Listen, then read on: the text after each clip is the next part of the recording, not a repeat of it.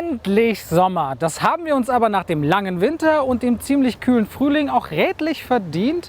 Und was wäre denn eine bessere Gegend als voller Seen und Wälder als Ort für unsere neue Folge? Und damit herzlich willkommen zu Einfach dein Kiez.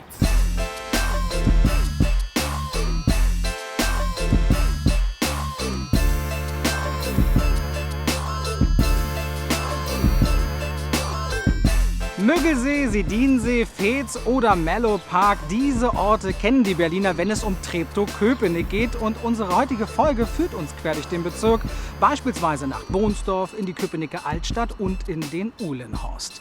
Treptow-Köpenick ist dabei aber nicht nur der größte, grünste und wasserreichste Bezirk, sondern auch einer der am meisten unterschätzten.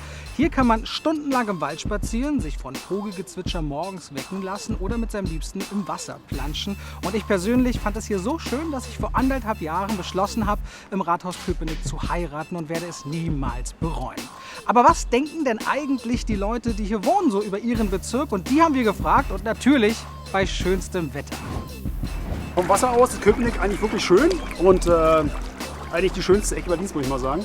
Wir machen auch gerne mal Vollmondtouren ringsherum. Köpenick per Nacht ist wirklich der Hammer.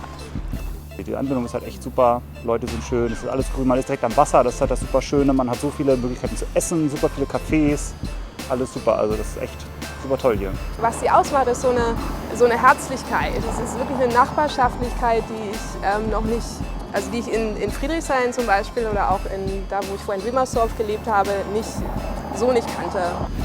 Kommen wir zu unserer ersten Geschichte. Diese führt uns in die Fritz-Kühn-Schule nach Bohnsdorf. Denn dort hat der Verein Denkmalwerte e.V. gemeinsam mit Schülerinnen und Schülern ein bemerkenswertes Projekt ins Leben gerufen. Worum es sich genau dabei handelt, erklärt uns jetzt Sascha Grammelsdorf. Er ist Sozialpädagoge und der Projektleiter.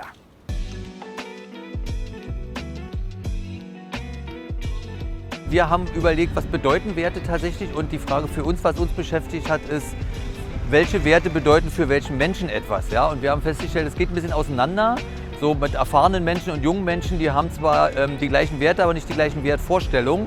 Und Werte sind für uns die Dinge, die uns zusammenschweißen im Zusammenleben, haben wir so definiert. Wir haben 4 Module in unserem Verein. Es geht einmal um Werte tatsächlich, Wertekompetenz. Im zweiten geht es um Klimaschutz und Umwelt. Im dritten Zivilcourage ist so ein großes Thema. Und jetzt aktuell um Kinderrechte. Die Fritz-Kühn-Schule war sozusagen dadurch, dass mein Bruder hier Schulleiter ist, unser erstes Projekt. Die Schülerinnen haben freiwillig sich dafür entschieden, dieses Projekt zu machen, in so einer Abstimmungsform. Danach gab es eine Wahl aus 15 verschiedenen Werten, wo sie sich auf einen Wert per Wahl mit Wahlurne und Wahlkabine einigen mussten.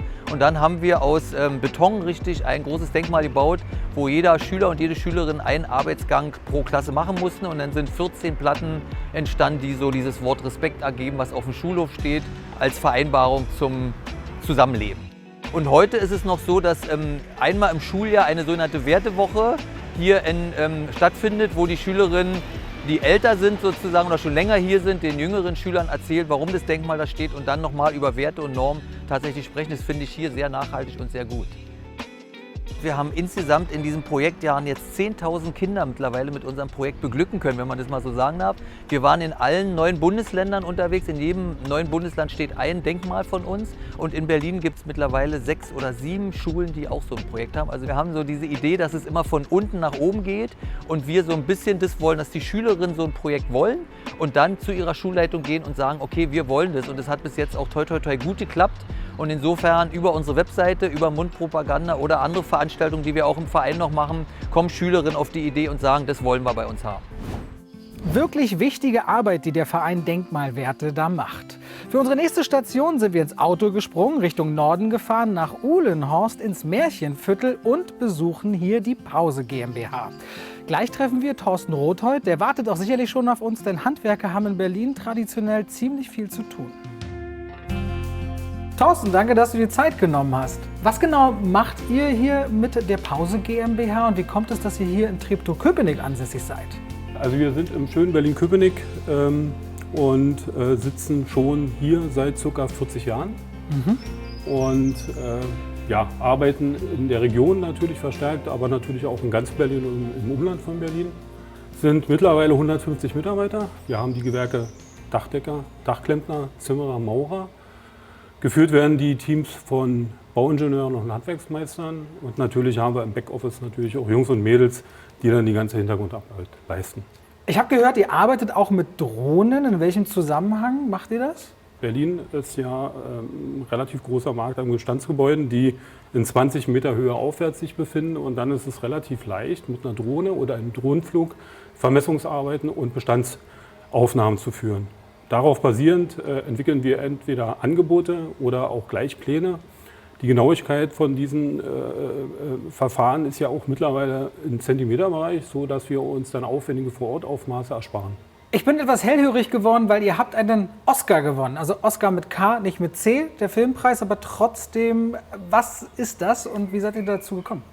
Ach naja, also wir haben uns nicht beworben, sondern wir wurden dafür vorgeschlagen und letztendlich ist das immer so ein Kriterium, wie man Unternehmen führt, also wie ganzheitlich man Unternehmen führt, wie Kunden ein Unternehmen wahrnehmen, wie die Mitarbeiter selber das Unternehmen wahrnehmen und leben und für uns ist es selbstverständlich. Ja? Also ich sage mal, das höchste Gut, was wir haben, sind unsere Mitarbeiter und auch das Betriebsklima als solches. Und das versuchen wir natürlich auch in die tägliche Arbeit zum Kunden zu transportieren und auch der Umgang mit Partnern während Projektabwicklung. Und am Ende war es dann so überzeugend, dass wir gesagt haben, okay, wir sind dann prämierungswürdig.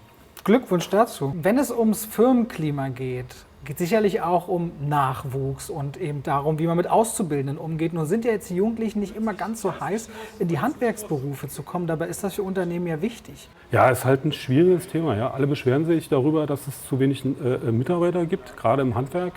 Aber die wenigsten bilden selber aus. Und eine Ausbildung bedeutet ja, einen jungen Menschen von der Schulbank oder aus dem Studium heraus in so einen handwerklichen Beruf zu führen, was natürlich eine Umstellung für die Jugendlichen ist und für uns als Ausbilder. Am Ende schauen wir uns die Leute an, machen mit dem Praktikum und wenn wir dann einschätzen, Mensch, der Kleine möchte und er hat jetzt für sich erkannt, er tut es für sich und für niemanden anderes und dann machen wir diesen Weg. Ja, dann nehmen wir die Jungs mit, mittlerweile ja auch Mädels vereinzelt, ja, das muss man ja auch so sagen. Es ist ein gutes Klima, also ich kann es nur jedem empfehlen. Also wir haben bisher auch im Dachdecker- und Zimmereibereich Mädels ausgebildet und haben damit auch nur positive Erfahrungen gesammelt. Ihr seid ja hier in Treptow-Köpenick im Uhlenhorst ansässig. Wie kam das? Gibt es da einen bestimmten Grund oder Zusammenhang? Weil der Joachim Pause, der damals die Bauklempnerei vor 40 Jahren gegründet hat, in der Hämmerlingstraße gewohnt hat und dann im Keller damit gestartet ist. Am Ende sind wir auch der Meinung, dass Kontinuität ja kein Wechsel geografischer Natur sein sollte, sondern wir am Standort schon seitdem her für alle da sind und darüber sind wir uns im Klaren und das wollen wir auch so erhalten. Was bedeutet denn für dich das Leben hier in Köpenick? Ich würde sagen, so ein bisschen ruhiger als in Mitte.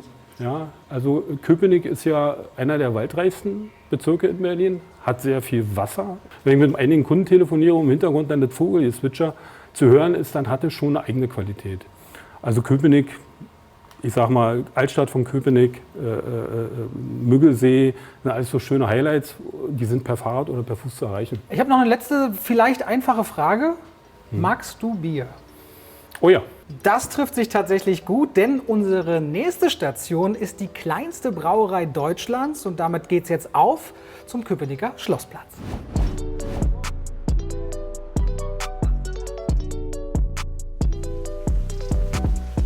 Ich bin Maximilian Robert, Brauer in der Schlossplatzbrauerei Köpenick, habe meine Ausbildung unter Thorsten Schoppe im Brauer Südstern gemacht, bin auf die Emil Fischer Schule gegangen zur Ausbildung 3 Jahre lang und habe danach direkt im Familienbetrieb unserer Schlossplatzbrauerei Köpenick als Brauer und Melzer angefangen.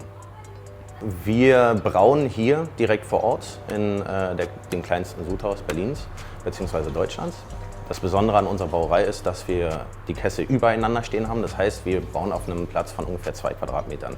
Die wichtigsten Grundzutaten für Bier sind Wasser, Gerstenmalz, Hopfen und Hefe. Hier normale Gerste für Pilsnermalz, geröstetes Malz beispielsweise für dunkles Bier. Das Malz wird geschrotet und später im Prozess kommt dann der Hopfen dazu, wodurch letztendlich ein fertiges Bier entsteht. Jede Brauerei braut ihr eigenes Bier, verwendet die eigenen Rohstoffe. Es kann ja immer jedes Bier variiert, verschiedene Hopfensorten und das ist einfach dieser Trend, dass die Menschen vom standardmäßigen, sage ich, Pilz aus der Flasche von der Industriebrauerei weggehen zu selbstgebrauten, teilweise auch naturtrüben Bieren. Wir haben uns beispielsweise darauf spezialisiert, historische Biere nachzubrauen bzw. historisch internationale Rezepturen. Da haben wir als Sonderbier oder Spezialsorte unseres Hauses das babylonische Bier. Die Rezeptur ist beispielsweise 4000 Jahre alt, wird mit Früchten gebraut und ist dadurch ein komplettes Gegenteil zu einem normalen Pilsner. Das deutsche Reinheitsgebot besagt ja, was im Bier drin sein darf. Und wenn man jetzt ein Bier hat, was nicht nach deutschem Reinheitsgebot gebraut ist, heißt es, man hat im Brauprozess Zusatzstoffe drin, beispielsweise Früchte beim Brauprozess. Oder man gibt zur Gärung einen bestimmten Saft hin, dass man beispielsweise aus einem normalen Pilsner ein Kirschbier machen kann oder sowas. Ne? Für uns ist der Standort hier in Köpenick sehr besonders. Hat sich im Laufe der Zeit herausgestellt, dass hier wahrscheinlich genau an diesem Ort schon mal eine Brauerei stand, um 18. Jahrhundert circa, wo auch das Köpenicker Moll gebraut wurde, welches Bier wir auch nachbrauen nach historischer Rezeptur. Wir haben eine schöne Altstadt, es ist alles umgeben vom Wasser, also es ist wirklich, man kann schon fast sagen, wie familiär. Das ist das Besondere an diesem Standort hier, gerade auf dem Schlossplatz direkt. Haben wir natürlich auch einen sehr schönen Publikumsverkehr. Treptow-Köpenick hat natürlich viel Geschichte und eine der bekanntesten ist die des Hauptmann von Köpenick. Und wir haben ihn wahrhaftig hier. Höchstpersönlich, Donnerwetter, tadellos. Darf ich noch mal genau nachfragen, Ja. was haben Sie wann verbrochen? Naja, verbrochen habe ich eine ganze Menge. Also ich kam mir am 16. Oktober 1906 hier nach Köpenick. Und als ich hier nach Köpenick kam, am Ja. 16. Oktober, habe ich schon 27 Jahre gesessen. Ja, also ich habe immer so kleine, naja, ein bisschen Geld geklaut, ein paar Urkundenfälschungen gemacht. Was man so macht. Was man so macht als Kleinkrimineller, Aha. wenn man seinen Beruf nicht ausüben darf. Ne? Weil man hat mich immer fest weggejagt von den Orten, wo ich mal als Schuhmacher mich selbstständig machen wollte oder da eben mein Aber Gewerbe. dann kam ich nach Köpenick. das große Ding. Das kam. große Ding, genau, richtig.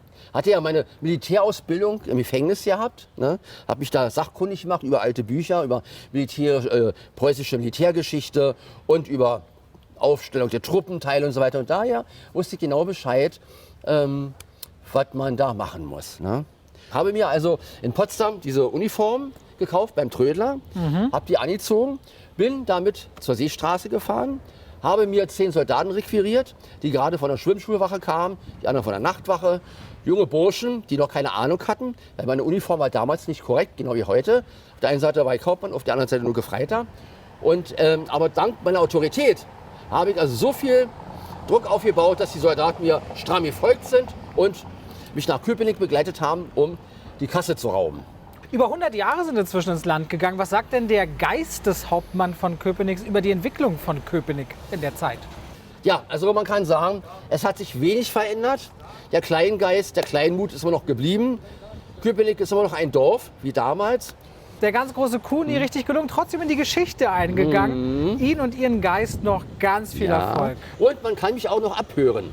Abhören. Ja, auf YouTube. Auf YouTube gibt es, ja, wir Berlin sagen mal YouTube. Ne? Auf YouTube gibt es die Originalaufnahme von mir, Ja. als ich 1908, 2 Wochen nachdem ich auch entlassen wurde aus dem Gefängnis, war ich im Tonstudio und habe eine Schallplatte aufgenommen. Oh. Und habe meine Geschichte erzählt auf Schallplatte.